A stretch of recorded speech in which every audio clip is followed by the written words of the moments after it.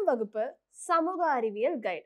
பாடத்தினை புரிந்து கொள்ள உரையாடல் வடிவில் ஸ்டடி மெட்டீரியல், விடைகளை ஞாபகம் வைத்துக் கொள்ள மெமரி டிப்ஸ் உடன் கூடிய பிராக்டிஸ் மேனுவல். தேர்வுக்கு இதிலிருந்து தான் கேள்விகள் வரும். 10ஆம் வகுப்பு படிக்கும் உங்கள் பிள்ளைகளுக்கு வாங்கி கொடுங்கள் புரந்தூர் books and guides.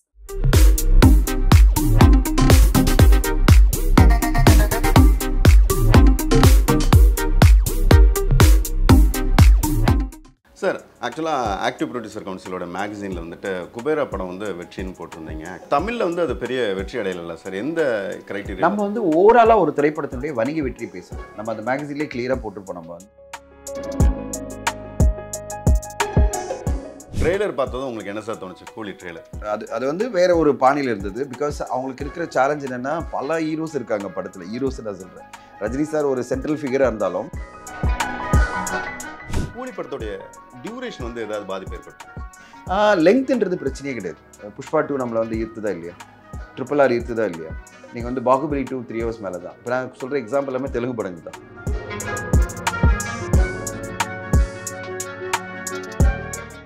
North India மார்க்கெட்டை கிடைக்கிறது அவ்வளோ ஈஸி கிடையாது. காரணம் என்னென்னா, நார்த் இந்தியாவில் நீங்கள் வெற்றிமாறன் சிம்பு என்ன சார், அது முடிஞ்சிருச்சா இல்லையா அந்த ப்ராப்ளம்? என்னன்னா, இந்த இதை பொறுத்தவரையும்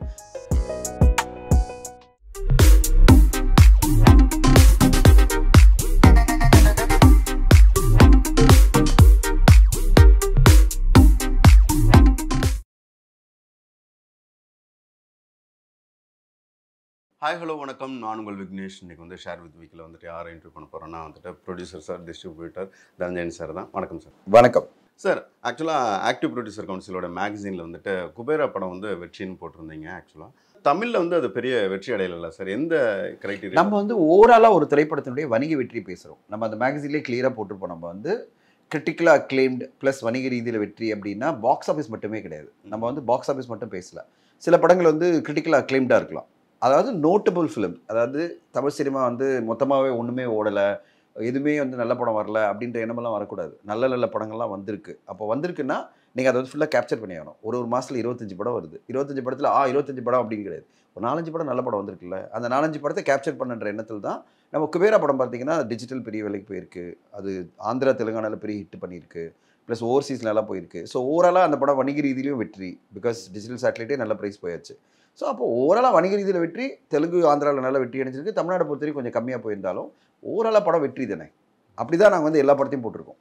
ஸோ ஒரு சப்போர்ட்டாக தான் இருக்கணும். ஒரு ப்ரொடியூசர் அப்படின்றது வந்து நம்ம வணிக ரீதியில் வெற்றி அடைஞ்ச ஒரு ப்ரொடியூசரை நம்ம அப்ரிஷியேட் பண்ணுற மாதிரி இருக்குமே தவிர நம்ம வந்து கிரிட்டிசைஸ் பண்ணுற நோக்கில் வந்து எல்லாம் சொல்லிட்டு இருக்க முடியாதுல்ல. அதுக்காக தான். ட்ரெய்லர் பார்த்ததும் உங்களுக்கு என்ன சார் தோணுச்சு? கூலி ட்ரெய்லர் நல்லா இருந்தது. அது வந்து வேற ஒரு பாணியில் இருந்தது. பிகாஸ் அவங்களுக்கு இருக்கிற சேலஞ்ச் என்னென்னா, பல ஹீரோஸ் இருக்காங்க படத்தில். ஹீரோஸ் நான் சொல்கிறேன், ரஜினி சார் ஒரு சென்ட்ரல் ஃபிகராக இருந்தாலும் அதை சென்டர் ஆஃப் யூனிவர்ஸ் வந்து ரஜினி சார். ஆனால் நாகார்ஜுனா ஒரு மிகப்பெரிய ஹீரோ இருக்கார், அமீர் கான் ஒரு மிகப்பெரிய ஹீரோ இருக்கார், உபேந்திரா ஒரு மிகப்பெரிய ஹீரோ. இவங்க யாருமே ஆர்டிஸ்ட் கிடையாது, ஹீரோஸ். அந்தந்த லாங்குவேஜில் மிகப்பெரிய ஹீரோஸ். அவங்களுக்கெல்லாம் ஜஸ்டிஸ் பண்ண வேண்டிய ஒரு கட்டாயம் வந்து லோகேஷ் அவர்களுக்கு இருக்குது. அதெல்லாம் ஜஸ்டிஸ் பண்ணி ஒரு கேரக்டராக இன்ட்ரடியூஸ் பண்ணி இவங்களெல்லாம் சென்டர் ஆஃப் யூனிவர்ஸாக இருக்கிறது யார்? அது ரஜினி சார் அப்படின்னு சொல்லிட்டு அதை ப்ரெசென்ட் பண்ணியிருக்காங்க. பிளாட்டாக கதையாக என்ன அப்படின்றது நம்மளுக்கு எதுவுமே ரிவீல் ஆகலை. அதனால் வந்து படம் பார்த்து தான் நம்ம தெரிஞ்சுக்கணும் என்ன மாதிரி ஒரு பிளாட் இது, எவ்வளோ இன்ட்ரெஸ்டிங்காக இருக்க போகுது. இப்போது 2 hours 50 minutes இவ்வளோ கேரக்டருக்கு ஜஸ்டிஸ் பண்ணுறது பெரிய சேலஞ்ச் தான். நாகார்ஜுன சாருக்கு ஜஸ்டிஸ் பண்ணணும், இவருக்கு ஜஸ்டிஸ் பண்ணணும், உபேந்திராவுக்கு ஜஸ்டிஸ் பண்ணணும். ஏன்னா இல்லைன்னா அவங்களாம் ஃபீல் பண்ணுவாங்கள்ல, ஏன்னா வந்து மிஸ்யூஸ் பண்ணிட்டாங்க அப்படின்னு. நாளைக்கு இன்னொரு கமெண்ட் சஞ்சய் தத் மாதிரி சொல்லக்கூடாது, ஐயோ என்னை வந்து கூப்பிட்டு கடைசியில் ஃபுட்டேஜ் 10 நிமிஷம் கூட இல்லை அப்படின்னு சொன்னால் தப்பாயிடும்ல. ஸோ அதனால் இந்த டைம் கேர்ஃபுல்லாக எல்லாருக்குமே ஜஸ்டிஸ் பண்ண மாதிரி. சத்யராஜ் சார் ஜஸ்ட் லைக் தான் அக்செப்ட் பண்ண மாட்டார். ஒரு இம்பார்ட்டன்ஸாக இருந்தால் தான் பண்ண போகிறாரு. அப்புறம் ஸ்ருதிஹாசன் அவங்களுக்கு ஒரு இம்பார்ட்டன்ட் கேரக்டர். அப்போது இவ்வளோ பேருக்கும் இம்பார்ட்டன்ஸ் கொடுத்து ஒரு படத்தை கொண்டு வரதுன்றது அவ்வளோ பெரிய சேலஞ்சு. அதே தான் ட்ரெய்லரில் அவருக்கு இருக்குது. ட்ரெய்லர் வரும்போது யாருமே காமிக்கல வச்சிங்களா, சில பேர் அவங்க ஃபீல் பண்ணுவாங்களே, என்னங்க எனக்கு காமிக்கல. அப்போ எப்படி காமிக்கிறது? ப்ராப்பராக தானே காமிக்கணும். அப்போது ஒருத்தருக்கும் ப்ராப்பராக காமிக்கும் போது அதுவே 3 நிமிஷம் ஆயிடுச்சு. ஸோ அப்படி தான் ஒரு ட்ரெய்லராக வந்திருக்கு. பட் படமாக ஒரு கான்செப்டாக என்னன்றதை திரைப்படம் வரும்போது பார்க்கலாம். எதிர்பார்ப்பு மிக பெருசாக வந்திருக்கு. இப்போ வந்து கிட்டத்தட்ட 20 million தாண்டி போயிருக்கு. ஒரு நல்ல ஒரு எதிர்பார்ப்பில் இருக்குது. அட்வான்ஸ் புக்கிங் எல்லாம் வந்து ஓவர்சீஸில் ரொம்ப நல்லா இருக்குது. இங்கே நிறைய டிமாண்ட் இருக்குது. Let's hope for the best. And 14, 15, 16, 17 ஒரு அதிரி புதிரி பாக்ஸ் ஆஃபீஸ் கலெக்ஷன் இந்த ஃபர்ஸ்ட் வீக்கெண்டில் வர முடியும் எதிர்பார்க்கலாம். கூலி படத்துடைய டியூரேஷன் வந்து ஏதாவது பாதிப்பு ஏற்படுத்துமா சார்? லெங்க்ன்றது பிரச்சனையே கிடையாது. புஷ்பா 2 நம்மளை வந்து ஈர்த்துதா இல்லையா? RRR ஈர்த்துதா இல்லையா? நீங்கள் வந்து பாகுபலி 2 3 hours மேலே தான். இப்போ நான் சொல்கிற எக்ஸாம்பிள் எல்லாமே தெலுங்கு படங்கள் தான். எல்லாமே 3 hours மேலே தான். அதே 3 hours மேலே கொடுத்த படங்கள் தெலுங்குலையும் தோல்வி அடைஞ்சிருக்கு, அது வேறு விஷயம். ஆனால் 3 இயர்ஸ் மேலே கொடுத்த பல படங்கள் வெற்றி அடைஞ்சிருக்கு. ஓகேங்களா? ஸோ ஒரு படம் என்பது லெங்க்த்தை நம்ம ஃபீல் பண்ண வச்சா தான் லெங்க்த் பிரச்சனை. நம்ம யோசிக்கிறதுக்குள்ளே இன்டர்வல் பாயிண்ட் வந்துச்சு வச்சிங்களேன், நல்ல படம்ல அரே அதுக்குள்ளே இன்டர்வல் வந்துருச்சா அப்படின்னு, அது பிறகு அவங்க வந்து தைரியமாக உட்காந்துருவாங்க. ஒரு இன்டர்மிஷன் வரையும் தான் அந்த டிஸ்டர்பன்ஸ் நிறைய ஆடியன்ஸ் இருக்கும். எனக்கே வந்து ஒரு ஆடியன்ஸாக நான் உட்காந்து வச்சிங்களேன், எனக்கு இன்டர்மிஷன் வரத்துக்குள்ளே டயர்ட் ஆகிடுச்சு வச்சுங்க, செகண்ட் ஹாஃப் நான் வந்து பெரிய எந்தூசியாஸ்டிக்கில் பார்க்க மாட்டேன். எனக்கு அந்த ஃபஸ்ட் ஹாஃப் வரும்போது எக்ஸைட்டிங்காக பார்க்கணும் நான். அதாவது ஃபஸ்ட் ஹாஃப் வரும்போதே இன்டர்மிஷன் வரும்போதே செகண்ட் ஹாஃப் வந்துடலாம் சீக்கிரம் அப்படின்னு. ஃபஸ்ட் ஹாஃப் வரத்துக்குள்ளே டயர்ட் ஆகிட்டே வச்சிங்களேன், ஐயோ எப்படா முடிய போகுது இந்த படம் ஆகிடும் எனக்கு. அதாவது ஒரு படம் இவ்வளோ லெங்க்தாவா இவ்வளோ ட்ராகாக ஒரு படத்தை ஏன்டா கொடுத்தாங்க அப்படின்னு ஆகிடும். வேறு வழி இல்லாமல் செகண்ட் ஹாஃபும் பார்ப்பேன் நான். அப்போ வந்து என்னுடைய மைண்ட் வந்து பயஸ்டாக இருக்கும், கிரிட்டிக்கலாகவே இருக்கும் அந்த படத்தை பற்றி. இவ்வளோ போரிங்காக இருக்குது இந்த படம், ரொம்ப லேகாக இருக்குது அப்படின்னு சொல்லிட்டு. So the length is always about how you tell the story. இப்போ ஸ்டோரி எங்கேஜிங்காக சொல்லிட்டாங்க வச்சிங்களேன், ஃபஸ்ட்டாக போகிறதே நம்மளுக்கு தெரியல, அவ்வளோ கேரக்டர் அவ்வளோ இது பிரமாதமாக இருக்குது மேக்கிங்கு, ஒரு நல்ல ஸ்டோரியோடு வந்திருக்காங்க, பேங்க் இன்டர்வல் பாயிண்ட் அப்படின்னா எல்லாருமே லெங்க்த்தை பற்றி பேச மாட்டாங்க. இப்போ நீங்கள் அப்படி பார்த்தீங்கன்னா விக்ரம் வந்து ஆல்மோஸ்ட் 2 hours 45-50 minutes தான். அதில் இன்டர்வல் வரும்போது நம்ம பேங்க் ஆனோமா இல்லையா? திடீர்னு கமல் சார் வந்து ஒரு பைக்கில் வந்து அப்படி சேஸ் பண்ணி அப்படிலாம் வரும்போது நம்ம எப்படி ஒரு எக்ஸைட்மெண்ட் ஆனோம், அவ்வளோதான். அந்த மாதிரி ஒரு பேங்க் ஒரு கொடுத்துட்டாலே போகிறோம், படம் கண்டிப்பாக லெங்க்த்தை பற்றி யாரும் ஃபீலே பண்ண மாட்டாங்க. நீங்கள் ஆல்ரெடி சொல்லியிருந்தீங்க வந்துட்டு இது வந்து 1000 crores அடிக்கணுங்கிற ஒரு க்ரைட்டீரியாவில் நம்ம யோசிக்க வேணாம், இதுக்கு முன்னாடி நம்ம பண்ண சாதனை அதை பிரேக் பண்ணாலே போதுமானது தான் அப்படிங்கிற மாதிரி சொல்லியிருந்தீங்க. அப்படி இருக்கும்போது இப்போ போதுமானது நான் சொல்ல, ஃபஸ்ட்டு நம்ம டார்கெட் எப்பவுமே வந்து என்ன சொல்லுவாங்கன்னா இமீடியட் ரெக்கார்டை பிரேக் பண்ணணும், அவ்வளோதான் டார்கெட்டாக இருக்கணுமே தவிர ஒன்றும் எதுவுமே இல்லாத ஒரு டார்கெட் வச்சுன்னு போக முடியாது. அதுக்கு காரணம் என்னன்னா, நார்த் இந்தியான்ற ஒரு மார்க்கெட் இருந்தால் தான் நம்மளால் 1000 crore பண்ண முடியுன்றதை மீண்டும் மீண்டும் நான் வலியுறுத்திட்டே இருக்கேன் எல்லார்ட்டையும். ஆளாளுக்கு ஏதோ பேசிகிட்டு இருக்காங்க. நார்த் இந்தியா மார்க்கெட்டை கிடைக்கிறது அவ்வளோ ஈஸி கிடையாது. காரணம் என்னென்னா, நார்த் இந்தியாவில் நீங்கள் இப்போ நம்பர் ஆஃப் ஸ்க்ரீன்ஸ் கிடைக்கணும். வார் 2 வந்து பார்த்தீங்கன்னா கிட்டத்தட்ட 80% ஸ்க்ரீன்ஸ் அவங்க ஆக்குபை பண்ணியிருக்காங்க. அப்போ கூலிக்கு வந்து 20% தான் கொடுக்குறாங்கன்னா எப்படி நம்ம வந்து இவ்வளோ பெரிய வசூல் டார்கெட் பண்ண முடியும் அங்கே? அதாவது 350-400 கோடி எப்படி அங்கே எட்ட முடியும்? அங்கே அப்படி எட்ட முடியாது. நம்ம 100 கோடி தான் வரும்னா நம்ம 1000 கோடின்றது நம்மளுக்கு கனவாக போயிடும்ல. ஏன்னா வேறு ஸ்டேட்ஸ்லாம் அவ்வளோ பெருசாக வந்துட முடியாது. எல்லாம் டோட்டல் பண்ணாலும் 650-700 தான் முடியாது. ஏன்னா நான் சொல்கிறது சவுத் இந்தியா ப்ளஸ் வந்து ஓவர்சீஸ் சேர்த்திங்கன்னா அட் பெஸ்ட் 600-750 தான் பண்ண முடியும். அதுக்கு மேலே பண்ணவே முடியாது. ஏன்னா தமிழ்நாட்டில் அதுக்கு மேலே பொட்டன்ஷியலும் இல்லை, வேறு ஸ்டேட்ஸ்லையும் பொட்டன்ஷியல் கிடையாது. அப்போது எப்படி பண்ணுறது? வழியே கிடையாது. நம்ம வந்து நார்த் இந்தியாவில் வந்தால் தான் பண்ண முடியும். ஆந்திரா தெலுங்கானா கொஞ்சம் எக்ஸ்ட்ரா சப்போர்ட் பண்ணலாம், ஒரு 80 கோடி பதில் ஒரு 150 கோடி பண்ணலாம். ஸோ அப்போது ஸ்டில் உங்களுக்கு நார்த் இந்தியாவில் ஒரு 200 கோடி தேவைப்படும். 200-250 கோடி வந்தால் தான் உங்களால் 1000 கோடி எட்ட முடியும். சார் அதனால் 1000 கோடின்றதெல்லாம் விட்டுட்டு நம்ம என்ன பார்க்குறோன்னா, இந்த படம் ஒரு இண்டஸ்ட்ரீட்டாக மாறுமா? இண்டஸ்ட்ரீட்டுனா இப்போ இருக்கிற இண்டஸ்ட்ரீட்டாக இருக்கிற 2.1 ரெக்கார்டை பிரேக் பண்ணுமா? அந்தளவு பொட்டன்ஷியல் இருக்கா? இதை தான் நம்ம பார்க்கணும். அப்போது வந்து வார் 2 இதை வச்சு தான் நான் வந்து ஆமாம், வார் 2 ரெஸ்பான்ஸ் எப்படி இருக்குன்னு பார்க்கணும்.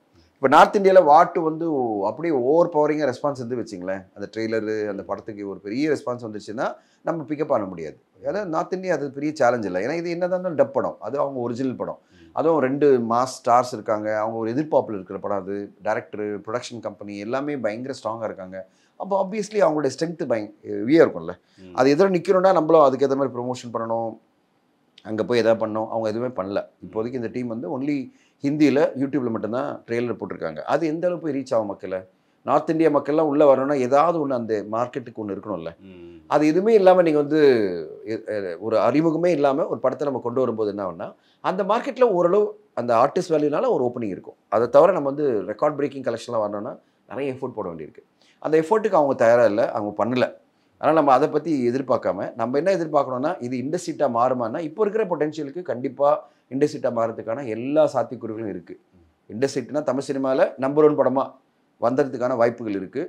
4 days பொறுத்து நம்ம பார்க்கலாம். இந்த 4 days எப்படி கலெக்ட் பண்ணுது அடுத்த வாரம் நம்ம பேசும்போது 4 days கடந்த பிறகு பேசுவோம். அந்த 4 daysல இந்த படம் என்ன வசூல் பண்ணுதோ அதை பொறுத்து தான் நம்ம பேச முடியும். ஒரு சைடு வந்து சொல்கிறாங்க சூப்பர் ஸ்டார் படத்துக்கு வந்துட்டு சர்டிஃபிகேட்லாம் மேட்டர் இல்லை, கூட்டம் வந்து பார்த்துட்டே தான் இருப்பாங்க அப்படிங்கிறது. ஆனால் இன்னொரு பக்கம் என்ன சொல்கிறாங்கன்னா, இங்கே ஓகே ஃபாரினில் வந்து ரொம்ப ஸ்ட்ரிக்டாக இருப்பாங்க, அவங்க வந்து 16+னாலே வந்து ரொம்ப ரெஸ்ட்ரிக்ஷன் இருக்கும், இது வந்து 18+ அப்படிங்கிறதுனால ரொம்ப ரெஸ்ட்ரிக்ஷன் இருக்கும், அதனால் வந்து வசூல் வந்து பாதிக்கும் அப்படின்றாங்க. ஏ சர்டிஃபிகேட் எப்பவுமே ஒரு படத்துக்கு பாதிப்பு தான், அது நீங்கள் வந்து இக்னோரே பண்ண முடியாது. அவங்க அதை வந்து ரீஅப்ளை கூட பண்ணல. அப்போ என்ன அர்த்தம்? இந்த படத்தினுடைய வயலன்ஸ் வந்து நம்ம குறைக்க முடியாது, இது குறைச்சா நம்மளுக்கு வந்து இம்பாக்ட் போயிடுன்றதுனால தான் அவங்க வந்து ஏ சர்டிஃபிகேட்டோட அக்செப்ட் பண்ணிட்டு போகிறாங்க. அது வந்து ரியாஸ் அவர்களே வந்து ஒரு கமெண்ட் கொடுத்துருந்தார் சென்னை டைம்ஸில். அதை சொல்லியிருந்தார், இந்த படத்தை ரீஅப்ளை பண்ணுவாங்கன்னு தெரியல, ரீசென்சருக்கு, அதனால் ஏன்னா அவங்க பொறுத்தவரை அக்செப்ட் பண்ணிட்டு போயிட்டாங்கன்ற மாதிரி தான் கமெண்ட் வருது. அப்போது ஏ சர்டிஃபிகேட் அப்படின்னாலே ராயன் எப்படி வந்து மிக பெருசாக வெற்றி அடைஞ்சதோ யூத் மத்தியில், அதே மாதிரி ஃபேமிலி வரலனாலும் எனக்கு பிரச்சனை இல்லை, இந்த படம் யூத் மத்தியில் பெரிய ரெஸ்பான்ஸ் வந்ததுன்னா எனக்கு கலெக்ஷன் வந்துடும், அந்த நம்பிக்கையில் தான் இப்போ வந்து அவங்க ஏ சர்டிஃபிகேட்டோட வராங்க. ஆனால் அதனோட இம்பாக்ட் கண்டிப்பாக இருக்கும். மல்டிப்ளெக்ஸஸ் இங்கே சென்னையில் அலோவ் பண்ண மாட்டாங்க. அதாவது ஏ சர்டிஃபிகேட் படம்னா சில்ட்ரனோட கூட்டு வந்தால் உள்ளே விட மாட்டாங்க, அவங்க வெளியிலே நின்று நிறுத்திடுவாங்க. சிங்கிள் ஸ்க்ரீனில் ஓரளவு முன்ன பின்னா அட்ஜஸ்ட் பண்ணலாம். பட் ஆனால் மல்டிப்ளெக்ஸ், பெரிய மல்டிப்ளெக்ஸ் எல்லாமே தமிழ்நாடு ஃபுல்லாக இருக்கிற மல்டிப்ளெக்ஸில் உள்ளே விடவே மாட்டாங்க. அப்போது நம்ம ஆட்டோமேட்டிக்காக ஒரு டிக்கெட் அப்படின்றது பார்த்தீங்கன்னா மல்டிபிள் டிக்கெட்ஸ் எங்கே வரும்னா ஃபேமிலிக்கு தான் வரும். மீதி எல்லாமே 2 பேர் தான். ஃப்ரெண்ட்ஸ்னால் 2 பேர், ஒரு ஹஸ்பண்ட் ஒய்ஃப்னா 2 பேர் வருவாங்க, ஒரு லவர்ஸ்னால் 2 பேர் வருவாங்க. ஆனால் ஒரு ஃபேமிலி வந்தால் தான் 8 பேர் 6 பேர். இப்போ தலைவன் தலைவி இவ்வளோ பெரிய வெற்றி அடைஞ்சிருக்குன்னா அதுக்கு ஒரு மிக முக்கியமான காரணம் ஃபேமிலி ஆடியன்ஸ். ஒரு மாமன் பெரிய வெற்றி அடைஞ்சிங்கன்னா அது ஃபேமிலி ஆடியன்ஸ். டூரிஸ்ட் ஃபேமிலி பெரிய வெற்றி காரணம் ஃபேமிலி ஆடியன்ஸ். குடும்பஸ்தன் பெரிய வெற்றி காரணம் ஃபேமிலி ஆடியன்ஸ். அப்போது ஃபேமிலி ஆடியன்ஸ் ஒரு படத்தை பேட்டர்னைஸ் பண்ணிட்டாங்கனாலே போகிறோம், வசூல் சாதனைகள் பல மடங்கு பண்ண முடியும். ஆனால் இந்த படம் வந்து அந்த ஃபேமிலி ஆடியன்ஸை மிஸ் பண்ணிடுமோ அப்படின்ற பயம் இண்டஸ்ட்ரி எல்லாருக்குமே இருக்குது. பார்க்கலாம், படம் வந்த பிறகு பேசலாம். வெற்றிமாறன் சிம்பு என்ன சார், அது முடிஞ்சிருச்சா இல்லையா அந்த ப்ராப்ளம்? என்னன்னா இந்த இதை பொறுத்தவரையும் நம்ம ஊடகங்களை தான் பேசிட்டு இருக்கோமே தவிர அவங்க எதுவுமே பேசல. பார்த்தீங்களா, அவங்க ஏதாவது அஃபிஷியல் அனௌன்ஸ் பண்ணாங்களா? வெற்றிமாறன் சார் சொன்னார் நான் ஒரு படம் பண்ண போகிறேன், அது வந்து ஒரு ஸ்டேட்மெண்ட்டாக சொன்னார், நான் ஒரு படம் பண்ண போகிறேன் சிம்புவோட, ஆனால் அது பேச்சுவார்த்தையில் இருக்குன்னு சொன்னார். ஆனால் தானு சார் பண்ணுறாரு, அந்த டெஸ்ட் ஷூட் பண்ணிட்டாங்க, எல்லா அஃபிஷியல் அனௌன்ஸ்மெண்ட்டும் வந்துடுச்சு. அதாவது நான் சொல்கிறது அஃபிஷியல்னா மீடியாவில், ஆனால் அஃபிஷியலாக அவங்க எதுவுமே சொல்லலை பார்த்தீங்கன்னா. அதாவது தானு சார் எதுவுமே ட்வீட் பண்ணல, வெற்றிமாறன் சார் எதுவுமே சொல்லலை, சிம்பு எங்கேயுமே அனௌன்ஸ் பண்ணல. அப்படி இருக்கும்போது இது ஒரு ப்ரொப்போசலாக தான் போயிட்டுருக்கோ அப்படின்னு தான் தோணுது. ப்ரொப்போசல்னால் டிஸ்கஸ் பண்ணிகிட்டு இருக்காங்க, ஒர்க் அவுட் பண்ண முடியுமா, இந்த பட்ஜெட்டில் ஒர்க் அவுட் பண்ண முடியுமா, இந்த ப்ராஜெக்ட் சரியாக வருமா, அவங்களுக்கு எல்லாமே காம்பினேஷன் சரியாக அமையணும்ல. நான் சொல்கிறது பட்ஜெட்டு, இவங்க கேட்குற சம்பளங்கள் இதெல்லாம் கொடுத்து நம்மளால் சக்ஸஸ் பண்ண முடியும்னு எவாலுவேட் பண்ணுறாங்களா அப்படின்னு தெரியல. ஏன்னா திடீர்னு ஒரு சைலன்ஸ் வந்துடுச்சு. அதுக்கு இன்னொரு காரணம் இருக்கலாம். ஆடி மாதம் தொடங்கிடுச்சு, இப்போ 17ஆம் தேதி வரையும் நம்ம எதுவும் பண்ண வேணான்னு கூட இருக்கலாம். 18ஆம் தேதி மேலே ஒரு நல்ல மெசேஜ் கூட வரலாம். ஸோ அது வரையும் எல்லாமே ஸ்பெக்குலேஷனாக தான் பார்க்குறேன். எதுவுமே நம்மளுக்கு கேரண்டியாக தெரியல, என்ன நடக்குதுன்னு தெரியல. தானு சார் என்ன சொல்கிறாரு, அவருடைய பாயிண்ட் என்ன சொல்கிறாரோ அதுதான் ஃபைனல். அவர் இன்னும் சொல்லலை, அதனால் நான் அவருடைய ஸ்டேட்மெண்ட்டுக்காக வெயிட் பண்ணுறேன். இப்போ நம்ம கேட்டோம்னா அவர் என்ன சொல்கிறார், ப்ராஜெக்ட் இருக்கா இல்லையான்னு சொல்ல முடியும், ஆனால் அது வந்து இப்போதைக்கு சொல்ல வேணான்னு வெயிட் பண்ணுறாரு. அதனால் 18 மேலே நம்மளுக்கு தெரியும். இந்த ஆடி மாதம் முடிஞ்சிச்சுன்னா ஒரு நல்ல நியூஸ் எல்லாம் வரும்னு நம்ம எதிர்பார்க்கலாம். ஆக்சுவலாக எதுக்காக இந்த கேள்வி கேட்டேன்னா, சிம்பு சார் வந்துட்டு இந்த ஒரு படம் மட்டும் கமிட் பண்ணல, இதுக்கப்புறம் 3 படங்கள் கமிட் பண்ணி வச்சிருக்காரு. ஓன் ப்ரொடக்ஷனில் வந்துட்டு தேசிக பெரியசாமி படமும் பண்ணுறதா இருக்குது. ஸோ எல்லாருக்குமே வந்து ஒரு வெயிட்டிங் லிஸ்ட்டில் இருக்கிறதுனால அதுக்கப்புறம் வந்து மணிரத்னம் சார் படமும் பண்ணுறதா இருந்துச்சு. ஸோ நிறைய படங்கள் பேக்கப் இருக்குது. ஸோ இந்த படத்துடைய மூவ்மெண்ட் இருந்தால் வந்து அது அவங்களுக்கு மணி சார் படம் இல்லைன்னு நினைக்கிறேன். இப்போ ஸ்பெகுலேஷன் நிறைய இருக்குல்ல, மீடியா ஃபுல்லாக ஸ்பெகுலேஷன்னா மணி சாருடைய அடுத்த படத்தில் வந்து துருவ் விக்ரம் நடிக்க போகிறாரு, ருக்மணி வசந்த் பண்ண போகிறாங்கன்னா ஸ்பெகுலேஷன் போயிட்டுருக்கு. ஸோ ஒருவேளை அதுதான் அப்படின்னா இந்த படம் இனிமேல் நடக்காது, மணி சாரும் அண்ட் எஸ்டிஆரும் நடக்காது. இப்போது அவருடைய அடுத்தடுத்த படம் பார்த்தீங்கன்னா ராம்குமார் கிளியராக சொல்கிறார், பார்க்கிங் படத்தினுடைய இந்த நேஷனல் அவார்டுக்கு பிறகு அவர் என்ன சொல்கிறாரு, நான் பண்ண தான் போகிறேன், ஒர்க் பண்ணிட்டு இருக்கோம் அப்படின்றாரு. ஸோ அந்த படம் கேரண்டி. ஆனால் அவர் ரீசன்ட் இன்டர்வியூவில் சொல்லியிருந்தாரு, இப்போ அடுத்தது நான் அந்த படம் பண்ண முடியாது, ஏன்னா சார் வேற ஒரு இதில் கமிட்மெண்ட்டில் இருக்கார், நான் வேற ஒரு படம் பண்ணிட்டு தான் இதை பண்ண முடியும். ஆமாம், அதாவது எப்படின்னா வெற்றிமாறன் சார் படத்தினால தான் சொல்லிட்டு இருக்காரு, வெற்றிமாறன் சார் படம் முடிச்சுட்டு தான் அவர் வரதும் போது தான் நான் பண்ண முடியும், அதுதான் ராம்குமார் சொல்கிறார். அதுவே இவர் சும்மா இருக்க முடியாதுல்ல, ஏன்னா வெற்றிமாறன் சார் படம் முடியறதுக்கு 1 இயர் ஆச்சுன்னா அவரால் வெயிட் பண்ண முடியாதுன்னா நீங்கள் ஒரு படம் பண்ணிட்டு வாங்கன்னு சொல்லியிருக்காங்க. பட் இது எல்லாமே மாறுதலுக்குரியது. எப்போன்னா ஒரு இந்த மாதம் முடிவில் நம்மளுக்கு எல்லாம் தெரிஞ்சிடும், 18ஆம் தேதி பிறகு என்ன கிளாரிட்டி, வெற்றிமாறன் சார் டெஃபினட்டாக பண்ணுறாரா, இப்படி இது எல்லாமே கரெக்டாக ஒர்க் அவுட் ஆகிடுச்சான்றது நம்மளுக்கு அப்போ தான் தெரியும். அது பிறகு ராம்குமார் வந்து இப்போது வெற்றிமாறன் சார் பண்ணலன்னு வச்சிங்களேன், சப்போஸ் அந்த ப்ராஜெக்ட் நடக்கலன்னா ராம்குமார் உடனே கூப்பிட்டு வரல, கண்டிப்பாக சார் நம்மளே பண்ணிக்கலாம் அப்படின்னு தான் எஸ்டிஆர் சொல்லுவார். வெயிட் பண்ணி பார்க்கலாம், எல்லாமே இந்த மாதம் எண்டுக்குள்ளே நிறைய விஷயம் தெரியும். சார் லாஸ்ட் டைமே நம்ம வந்து பேசியிருக்கும் போது ஃபினான்ஷியர்ஸ்லாம் வந்து ஒரு மீட்டிங் நடத்தி ஹோல்டில் இருக்கிற படங்கள்லாம் வந்து ரிலீஸ் பண்ணாங்க பேசியிருந்தாங்க. அதுக்கு என்ன ஸ்டெப்ஸ் சார் போயிட்டு இருக்கு? இப்போ என்ன பண்ணியிருக்காங்கன்னா ஃபைனான்சியர்ஸ் எல்லாமே சேர்ந்து இங்கே வந்து மல்டிபிள் நெகட்டிவ் ஃபைனான்ஸ் ஒன்று பண்ணுறாங்க. அது பண்ணக்கூடாதுன்றதான் இப்போ முடிவு எடுத்திருக்காங்க. அதாவது ஒரு படத்தை நீங்கள் ஒரு நெகட்டிவ் ஃபைனான்ஸ் ஒருத்தர்கிட்ட, இப்போ நீங்கள் ஏன்னு வச்சிங்களேன், ஏ கிட்ட வந்து நான் ஒரு 6 கோடி ரூபாய், ஒரு 10 கோடி ரூபாய் படத்தை, 12 கோடி ரூபாய் படத்தை நான் 6 கோடி நெகட்டிவ் ஃபைனான்ஸ் பண்ணியிருக்கேன்னு வச்சிங்களேன், தமிழ்நாடு தியேட்டர்கள் இன்னொருத்தர்கிட்ட ஃபைனான்ஸ் பண்ணுறது, அப்புறம் ஓவர்சீஸ் இன்னொருத்தர்கிட்ட ஃபைனான்ஸ் பண்ணுறது. நெகட்டிவ் ரைட்டுன்னு அர்த்தம் எல்லா ரைட்ஸுமே நம்ம வந்து ஒருத்தருக்கு எழுதி கொடுத்தாச்சு. ஏ கிட்ட நீங்கள் பி கிட்ட போய் தமிழ்நாடு தியேட்டர்கள் ஒரு அமௌண்ட் வாங்குறதும், சி கிட்ட போயிட்டு ஓவர்சீஸ்க்கு ஒன்று வாங்குறதும் நாட் அலவுட். அவங்க தான் அதை கண்டிஷன் கொண்டு வரணும். அதாவது ஏ அப்ரூவல் இல்லாமல் நோ என்ஓசி கொடுத்தா தான் பி வந்து அடிஷ்னல் ஃபண்ட்ஸ் கொடுப்பாரு, சி வந்து இன்னொரு அடிஷ்னல் ஃபண்ட் எப்போ கொடுப்பாருன்னா ஏ நோ அப்ஜெக்ஷன் கொடுத்தா தான். ஏ தான் மெயின் பார்ட்டி, அதாவது நெகட்டிவ் ஃபைனான்ஸ் போட்டவர் தான் மெயின் பார்ட்டி. மெயின் பார்ட்டியினுடைய என்ஓசி கிடைக்காம நீங்கள் வந்து பி கிட்டயோ சி கிட்டயோ டி கிட்டயோ போயிட்டு டிஃப்ரெண்ட் ஃபண்ட்ஸ் எடுக்க முடியாது. அதை வந்து ரூலாக கொண்டு வந்திருக்காங்க. அப்போது டிரான்ஸ்பரண்டாக நம்மளுக்குள்ள கம்யூனிகேஷன் வச்சுக்கலாம்.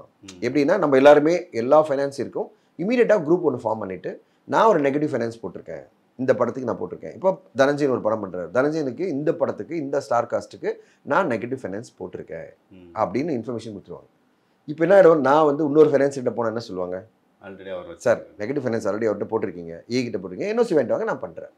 இப்போ நான் மாட்டுவல்ல, நான் வந்து இல்லை சார் நெகட்டிவ் ஃபைனான்ஸ் நீங்கள் போடுங்கன்னு சொல்கிற பதில் தமிழ்நாடு மட்டுமே போடுங்க அப்படின்னு கேட்டால் கூட அவங்க ஒத்துக்கு போகிறது இல்லை. சார் அவர் என்ஓசி கொடுத்தா நான் பண்ணுறேன். ஸோ இந்த கண்டிஷன் கொண்டு வராங்க.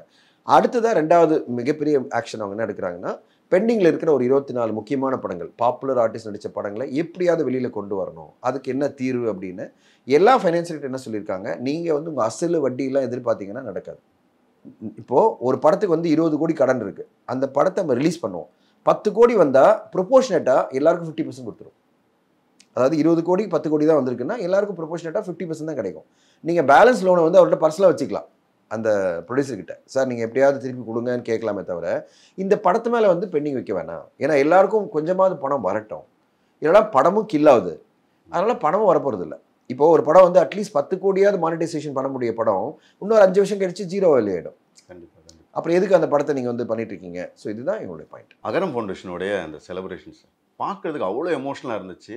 இது மாதிரி இது பார்க்கும்போது உங்களுக்கு எப்படி சார்? இல்லை, எனக்கு ரொம்ப பெருமையாக இருந்தது. அதாவது எப்படின்னா, அகரம் ஃபவுண்டேஷன் வந்து பல வருஷமாக 15 வருடம் செலிப்ரேஷன்ன்றதே நம்ம எல்லாரும் பெருமைப்படக்கூடிய ஒரு விஷயம்.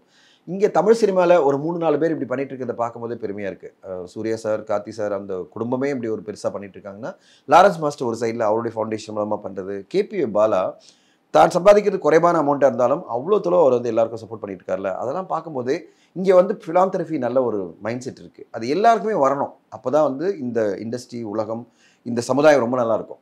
இப்போது அகரம் ஃபவுண்டேஷன் பண்ணுறது மிக பெருசு, யாருமே நினைக்க முடியாத அளவு பண்ணுறாங்க. அவ்வளோ பெரிய பில்டிங் ஒன்று கன்ஸ்ட்ரக்ட் பண்ணுறாங்க. தனக்கு ரெட்ரோ படத்தில் வர லாபத்தை வந்து இதில் கொண்டு போய் இன்வெஸ்ட் பண்ணுறாரு. கம்ப்ளீட்டாக வந்து அகரம் ஃபவுண்டேஷனுடைய க்ரோத்துக்காக நான் கொடுக்குறேன்றாரு. இதெல்லாம் வந்து நினச்சி கூட பார்க்க முடியாத பல விஷயங்களை வந்து சூர்யா சார் பண்ணுறாரு. நெகிழ்ச்சியான விஷயம் என்னென்னா, அத்தனை டாக்டர்ஸ் நடந்து வர்றது, ஒரு 8000 மாணவர்களுக்கு நான் வந்து வழிகாட்டியாக இருந்திருக்கேன். ஃபஸ்ட் டைம் ஜென்ரேஷனுக்கு, அதாவது ஃபஸ்ட் ஜென்ரேஷன் ஆஃப் எஜுகேஷன் நான் கொடுத்துருக்கேன் அப்படின்னு சொல்கிறதெல்லாம் பார்க்கும்போதே ரொம்ப பிரமிப்பாக இருக்குது. எல்லாராலும் சாத்தியமே கிடையாது. இதை விதை போட்டது வந்து சிவகுமார் சார். அவர் வந்து 10வது படிக்கிற 12வது படிக்கிற மாணவர்களுக்கு விருதுகள் கொடுக்க ஆரம்பித்தார் 50 வருஷம் முன்னாடி. அது இன்றைக்கி மிக பெருசாக வளர்ந்து சூர்யா சார், கார்த்தி சாருடைய அந்த ஒரு முயற்சி வந்து மிக பெருசாக மாறி இருக்குது. இதில் ஜோதிகா மேமும் அவங்களுடைய மோட்டிவேஷன், அவங்களுடைய கான்ட்ரிபியூஷன் கொடுத்து இன்றைக்கி இவ்வளோ பெருசாக மாற்றிருக்காங்க. ஒரு குடும்பமே சேர்ந்துக்கிட்டு தன்னுடைய சம்பாத்தியத்தில் ஒரு மடங்கு வந்து கண்டிப்பாக நான் வந்து இது கொடுக்க போகிறேன், நான் வந்து அடுத்த கட்டம் வந்து நிறைய மாணவர்களை படிக்க வைக்கணும், இந்த அகரம் ஃபவுண்டேஷன் மூலமாக ஒரு மாற்றத்தை கொண்டு வரணும் சமுதாயத்தில். ஒரு ஃபஸ்ட் ஜென்ரேஷன் வந்து நிறைய பேர் படிச்சிட்டாங்கன்னே போகிறோம், அவங்க வந்து வாழ்க்கையில் மிக பெருசாக வந்துட முடியும், அவங்க வீடு கட்ட முடியும். அதில் ஒரு எக்ஸாம்பிள் அவர் சொன்னார் பாரு, ரொம்ப பெருமையாக இருந்தது. ஒரு பையன் வந்து, அண்ணா நீங்கள் தான் என்னை படிக்க வச்சிங்க, காலேஜ் படித்தேன், அது பிறகு நான் அப்படி வந்தேன், இப்போ நான் உங்களை பார்த்து விஷ் பண்ண வந்தேன்னா அப்படின்னு அப்படி பேசிட்டு சந்தோஷம் பாயினா 10 வருஷம் முன்னாடி ஞாபகம் இல்லை அவருக்கு. அப்புறம் வந்து சரி நான் ஒன்றா ட்ராப் பண்ணிட்டுமா அப்படின்னா, இல்லை நான் என்னோடய லிமோசன் வெயிட் பண்ணுது அப்படின்னாரா. அதை வந்து அவர் சொல்லியிருந்தார். அதாவது எப்படின்னா, எனக்கு எவ்வளோ பெருமையாக இருந்தது. அதாவது ஒரு என் கூட நான் அகரம் ஃபவுண்டேஷன் மூலமாக நான் சப்போர்ட் பண்ண ஒரு பையன் வந்து என்னோடய லிமோசன் வெயிட் பண்ணது சொல்கிறான்னா, அப்போ அவன் எவ்வளோ க்ரோ ஆகிருக்கான். அப்போது அந்த 8000 ஸ்டூடெண்ட்ஸ்க்கும் ஒரு ஃபிலாந்தெரபிக் மைண்ட் செட் வருமா இல்லையா? அவங்க வந்து அடுத்த கட்டமாக ஃபன் பண்ண ஆரம்பிச்சாலே போகிறோம். இது ஒரு மாஸ் மூமெண்ட்டாக மாறும். இந்த ரமணா படம் மாதிரி தான். ரமணா படத்தில் அங்கங்கே விதைக்கிறாங்கல்ல, அந்த விதைச்சவங்கெல்லாம் வந்து ஒரு மாற்றத்தை கொண்டு வர மாதிரி வந்து ஏஆர் முருகதாஸ் சார் சொல்லியிருப்பார். அந்த மாதிரி இவங்க விதைக்கிறது வந்து ஒரு மாபெரும் முயற்சி, ஒரு மாபெரும் மாற்றத்துக்கான முயற்சி. இந்த 8000 பேர் நாளைக்கு 80,000 பேராக மாறக்கூடும். அகரம் ஃபவுண்டேஷன் மட்டும் இல்லை, இந்த 8000 பேர் சேர்ந்து அவங்க ஒருத்தர 10 பேரை பண்ணாலே போகிறோம், 80,000 பேரை மாறக்கூடியும், அடுத்தது 80 லட்சமாக மாறக்கூடும். அப்படி பண்ணாதான் இந்த சமுதாயத்தில் ஒரு பெரிய மாற்றம் வரும். இல்லைன்னா இந்த ஏற்றத்தாழ்வுகள் பெருசாகவே இருந்துட்டு இருக்கும். ரொம்ப நன்றி சார், உங்கள் நேரத்துக்கு. தேங்க்யூ. பரபரப்பான சினிமா செய்திகள், நட்சத்திரங்களின் பேட்டிகள், சினிமா வரலாறு ஆகியவற்றை பார்க்கவும் படிக்கவும் உங்களுக்கான இணையதளம் touringtalkies.co.